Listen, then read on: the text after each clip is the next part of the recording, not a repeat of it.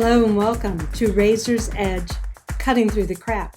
I'm your host, Barbara Razor. Let's begin. This presentation is entitled Emotions, a Misunderstood Aspect of Self. The physical body has more to do with emotions than one might believe. The physical body has the ability to sense the world around us and send that information to the brain to be synthesized mainly through the gestalt hemisphere. The gestalt hemisphere is the hemisphere that is usually located on the right and often called the emotional brain. It conveys the information that we send through our body into and back as a feeling, sensation, a sense of, simile, story, rather than following the aspect of the logical brain which loves and does systematic order and steps. Since the body utilizes and conveys information about feelings, it also communicates action through emotions. Society at large has made emotions negative and have not understood the body's role in utilizing them to help us process. Within the body are different organs that help process different aspects of what is happening within. Along with organs such as the kidneys that filter out toxins, stomach that processes food, the lungs are the organs that process emotions and/or feelings. I am choosing to define feelings and emotions as two separate aspects.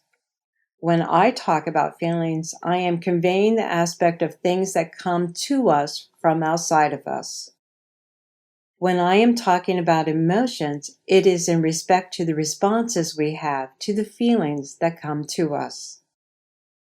Thus, emotions come from within, and we express them out into the world. You can feel anger from someone, but it is not necessarily your anger as an emotion coming from you, and/or you can also respond back emotionally with anger. This is a more practical aspect of differentiating emotions from feelings. As an intuitive, I've had the privilege to experience and observe the patterns that are associated with emotions, the why we have them, so to speak, and the responses our entire being or body wants to give, and how it does so. There are two emotions that are absolutely action responses from the body, and the body is asking us to do something. The first is sadness, which might surprise you. When the body goes into the state of sadness and evokes the person into crying, most individuals feel an overwhelming upsurge of energy. It comes up into the eyes, in which we experience tears. But what most individuals do not understand is what the body is asking us to do when it promotes sadness. The physical body is asking this question: can we let go of this? Since society at large has made crying negative, then what it really has done is stopped us from having the ability to let go, to process, and move forward. When one cries and allows the energy to travel up and out of their body, then they actually start to let go. But since crying is such a negative response in most cultures, we teach our children and ourselves to manage sadness by pushing it back down. This is very much like putting your thumb on a bottle of carbonated soda, shaking it, and trying to keep your thumb in place as the pressure builds up. It will implode or explode at some point. The next emotion is anger. When you have the emotion of anger surging in your body is actually asking you to take an action rather than what most of us do, and that is to react. The greatest action anyone can take to anger is to let go.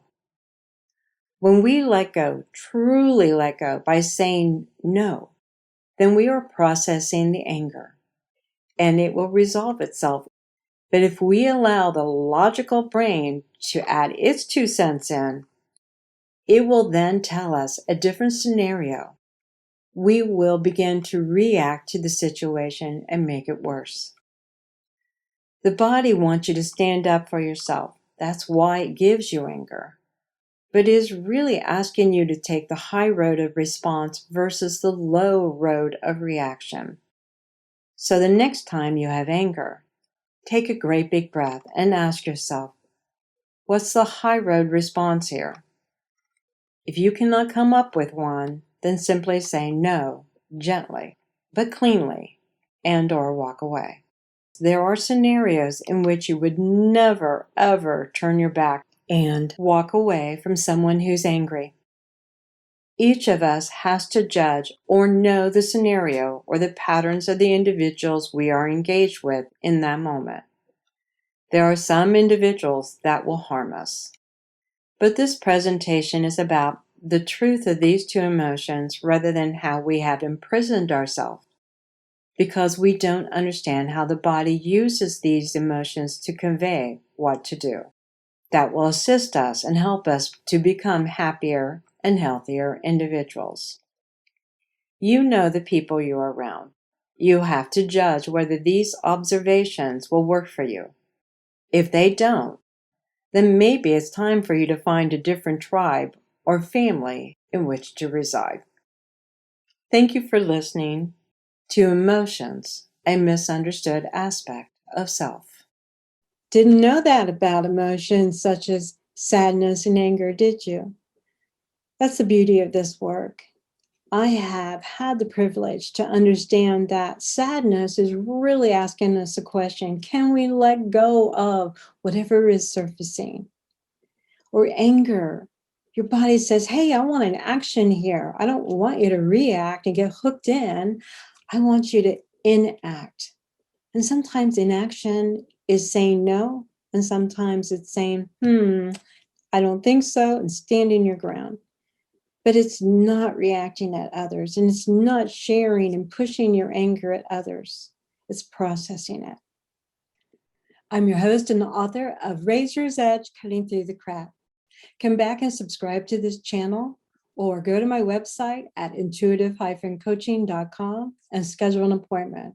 I would love to work with you. I hope you have a great day.